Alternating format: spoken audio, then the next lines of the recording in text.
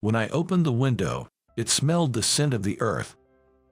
It seems the rain that had been falling since last night has stopped, and sunlight is peeking through the clouds. Now that the rain has stopped, it's going to be a busy day. My name is Stephen Carter. I work at a small clinic located in a mountainous region, similar to the Appalachians, which is facing depopulation. It's already been 2 years since I started working at this clinic. I feel like I've somewhat become part of the community here. I remember that when I first arrived, the local folks seemed a bit hesitant about me, as my predecessor had suddenly returned to a university hospital. They probably looked at me thinking, I'll probably go back to the university hospital soon too. I had a strong desire to settle down and dedicate myself to the patients here, and wondered how I could make them understand that. At such times, the one who gave me advice was Erica Johnson, who had been working as a nurse in this clinic since the days of my predecessor. She is originally from this area, and after graduating from nursing school, she worked in another hospital for a short period before returning. She's 2 years younger than me, but she's very responsible. I felt like she was always helping me out during the initial days. Though she seemed upset about the predecessor suddenly quitting, she firmly told the locals that it wasn't right for me to face any disadvantages because of that. She's a hard worker, strict but kind. She often says that nursing is her calling. Moreover, she's famously known as the most beautiful lady in this region. There are even folks who visit this clinic just to see her. I remember being taken aback by her beauty the first time I saw her. She has strong, intense eyes, but when she laughs, her aura changes dramatically. Away from work, she's like a gentle spring breeze. No wonder she's so popular.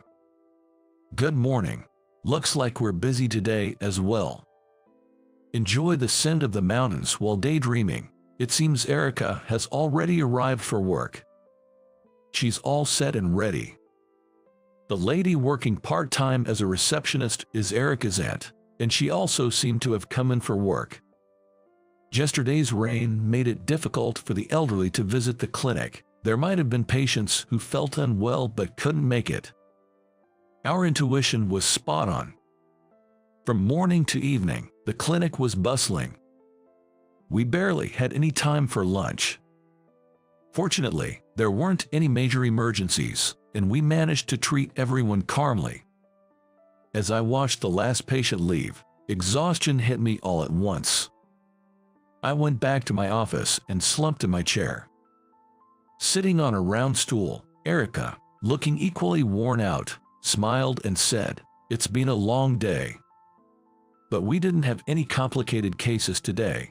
Looking at the towering pile of medical records, I thought finishing up would take us till midnight.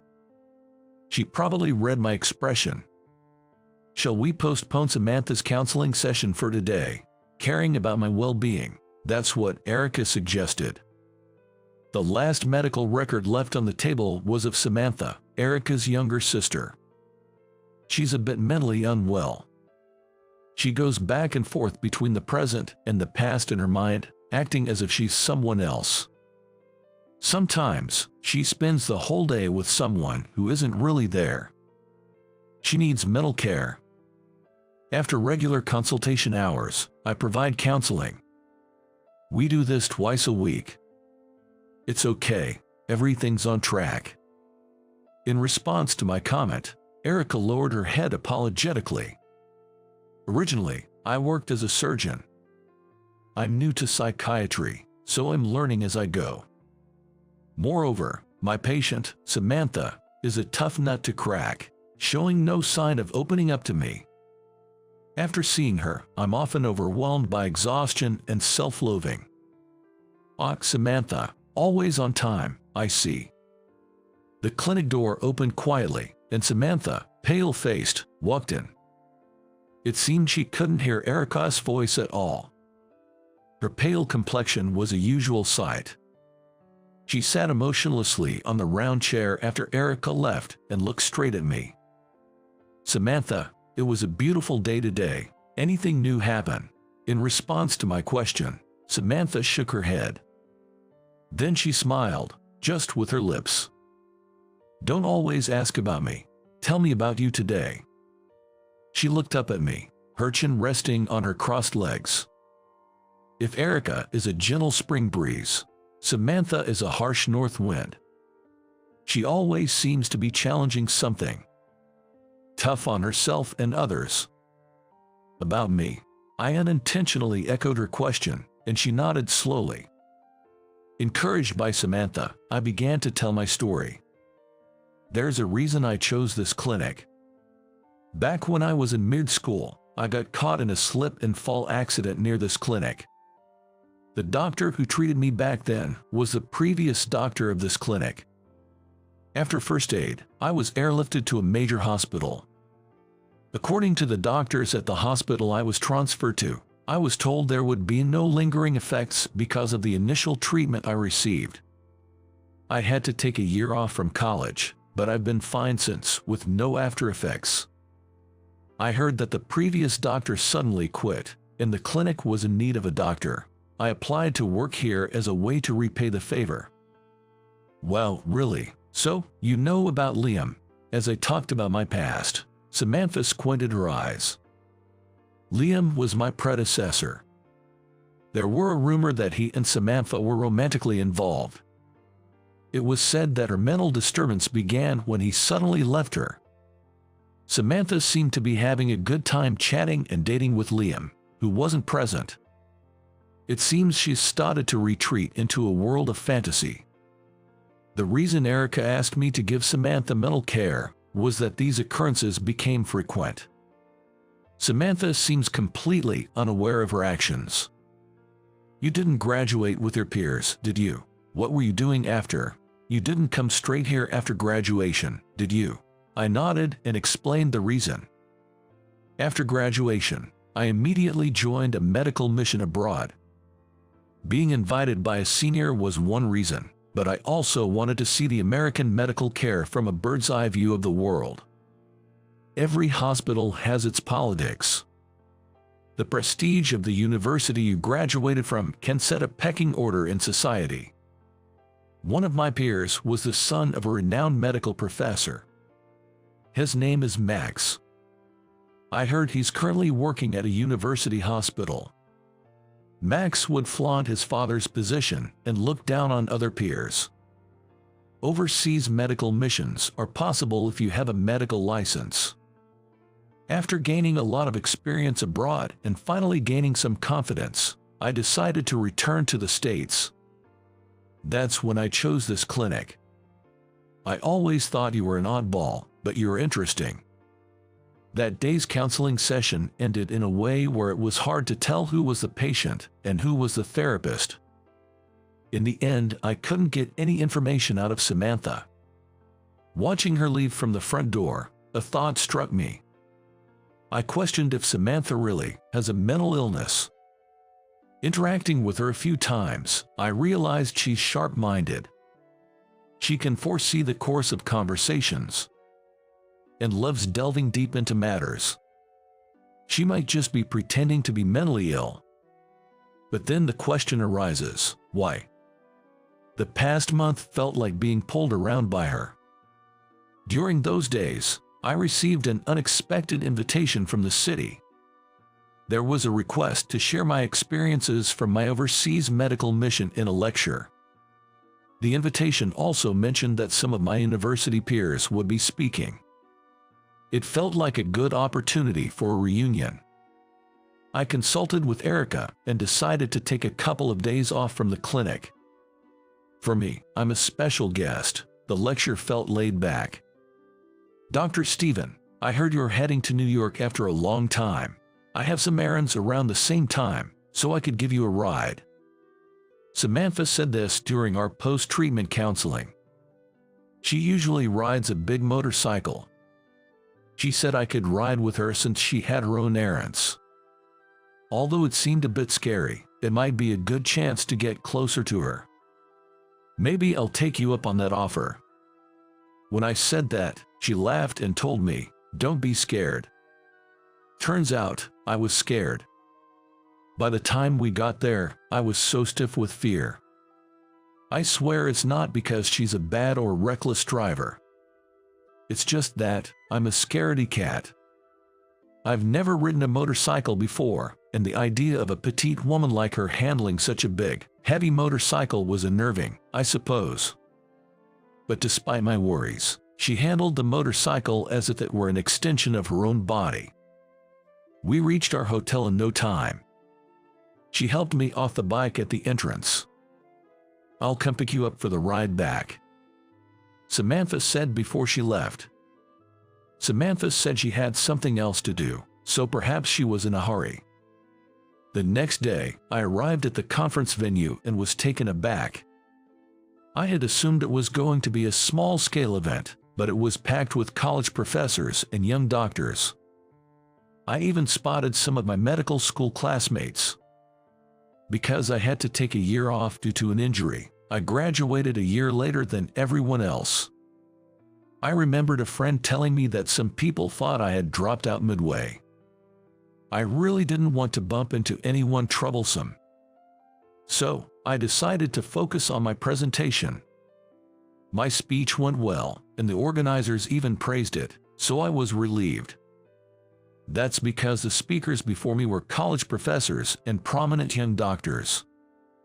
I was sweating bullets from start to finish, wondering if it was all right for me to be the grand finale.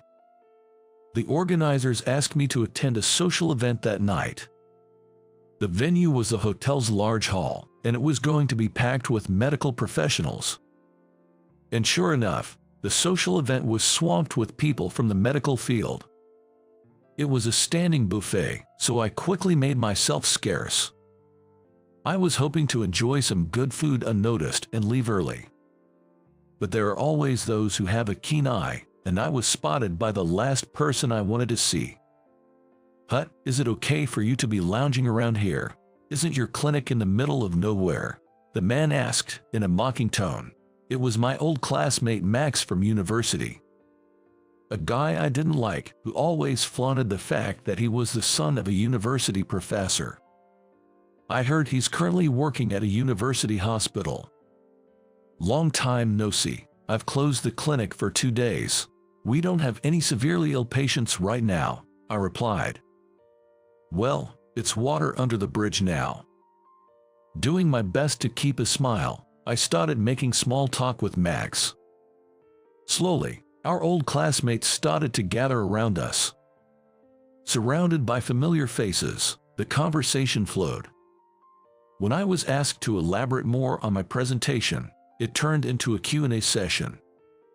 Max didn't seem to like that. He crossed his arms and started tapping his foot impatiently. And he didn't bother hiding his condescending attitude, frequently interrupting and making light of my responses. Gradually, my colleagues started to get fed up with Max's attitude.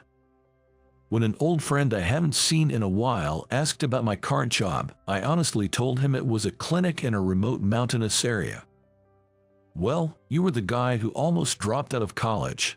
Guess you couldn't handle a big hospital, could you?" Max never missed an opportunity to chime in. "There are more raccoons than people there, right? Half the patients you see are probably raccoons, aren't they? But hey, if there's a serious case, they just airlift them out. So it's the perfect job for someone with your lack of skills," Max said, raising his voice intentionally. It was painfully obvious he was trying to embarrass me. I didn't even have the words to respond. Arguing would just encourage him, so I just glared at Max in silence. Then someone stepped between Max and me. I think people who don't understand how busy mountain clinics are should keep their opinions to themselves. Seeing the man who had stepped in, Max's face turned pale. I recognized the man as well. Dr. Liam. This guy was in the same year as me, but he stopped showing up for training, and now he's parading around as a doctor and even giving lectures. Can you believe that? The man, apparently higher up at the university hospital and Max's boss, was speaking negatively about me, but his tone remained polite. Dr. Liam looked at me and smiled slightly. It seems he remembered me. It's been a long time. Thank you for saving my life back then. As I began to bow in gratitude, Dr. Liam waved it off, saying that thanks weren't necessary. He said he was just doing his job, and he was more grateful to see me doing well. Max was shocked to discover that Dr. Liam and I knew each other and seemed at a loss for words. He didn't want to put his foot in his mouth any further. Max, he was your classmate, right? But you guys graduated before him, didn't you? Dr. Liam asked Max, seeking confirmation. Max nodded. He stopped coming to training midway, pointing fingers at me. It felt like he was comparing me to a soldier who had deserted the battlefield. It was frustrating. Everyone has their own reasons. Max, have you ever observed one of his surgeries? When questioned, Max shook his head. Dr. Liam said, I see, with a sigh. Even if you give it your all, Max, it'll take you at least 5 years to reach his level. Max looked completely dumbfounded, not understanding what he was being told. I was also surprised, wondering when Dr. Liam had observed my surgery. Abroad, I had been in disaster zones and war zones, where time was of the essence. Probably, following experienced surgeons had honed my skills faster than I realized.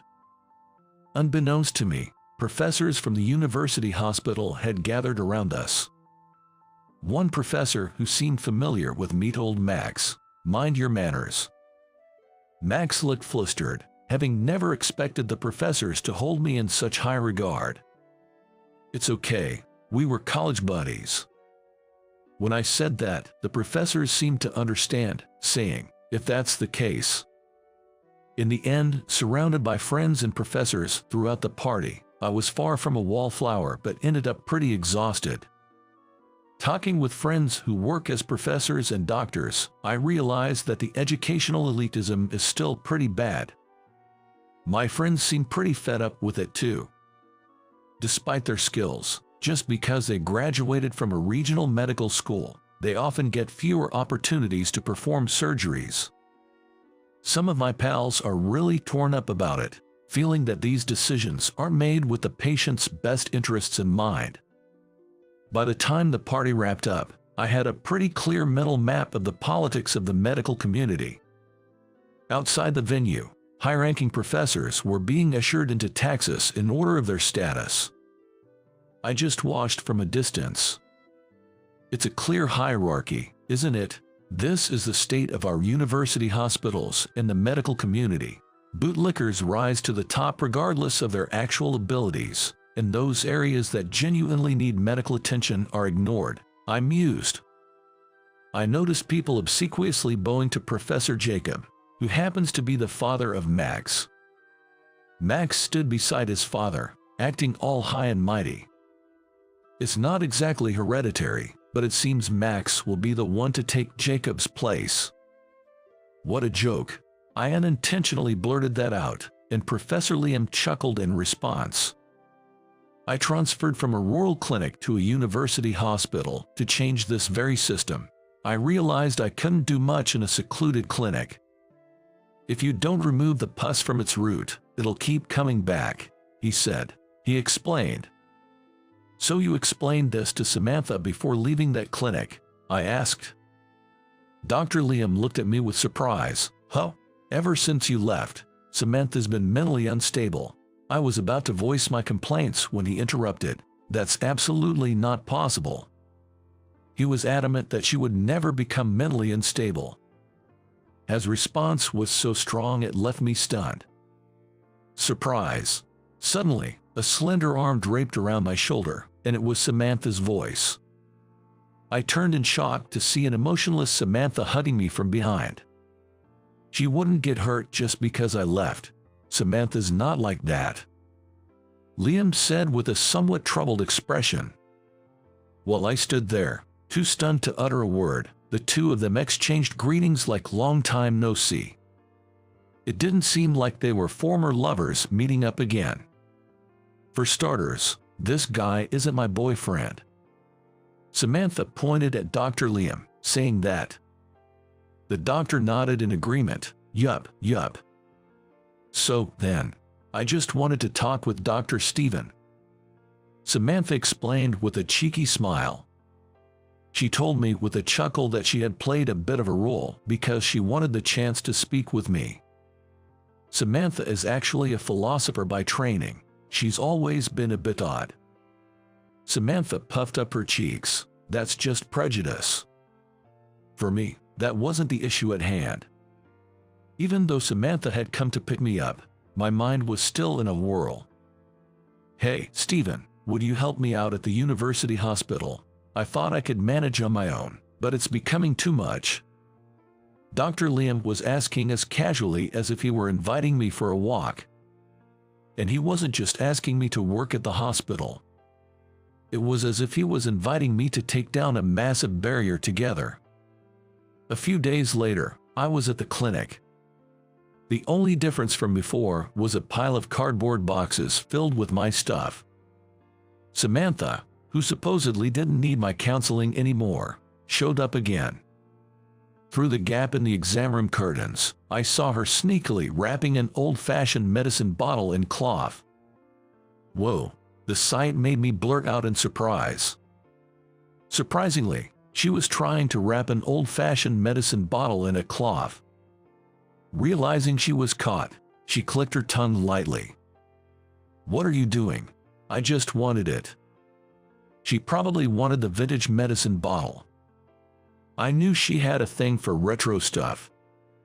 "You can't take that. The next doctor might need it, right?"